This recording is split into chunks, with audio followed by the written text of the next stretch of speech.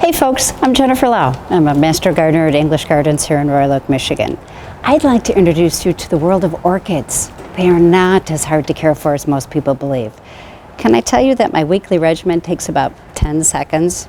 And that I learned these techniques from multi-generational orchid growers, the experts. This is probably my favorite orchid. This is called the Phalaenopsis. It's my favorite because it blooms the most frequently and for long periods of time. Now remember, nature doesn't always have a schedule. When she's ready to bloom, she decides. Sometimes she's growing roots or a new leaf, but when she blooms, it is not uncommon for her to put on a show for like 6 months, at least 3. It's even been a year straight. I just keep her happy. See, I make my Phalaenopsis believe that it's growing in its natural habitat. I keep it within a couple of feet of a sunny window. They grow up in trees where it's super bright. Once a week, I pick it up by its support stakes and bring it over to the kitchen sink.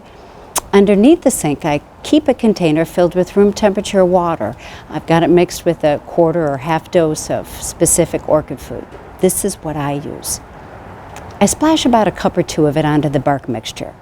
Bark, because they grow on trees, living trees, where they have direct access to nutrition and all of this super rich forest air to boot.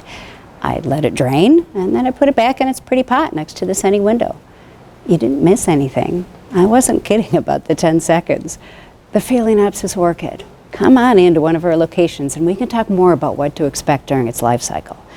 That and the long-term needs, like refreshing the bark every so often. We're here to help. You can do this. Make life beautiful.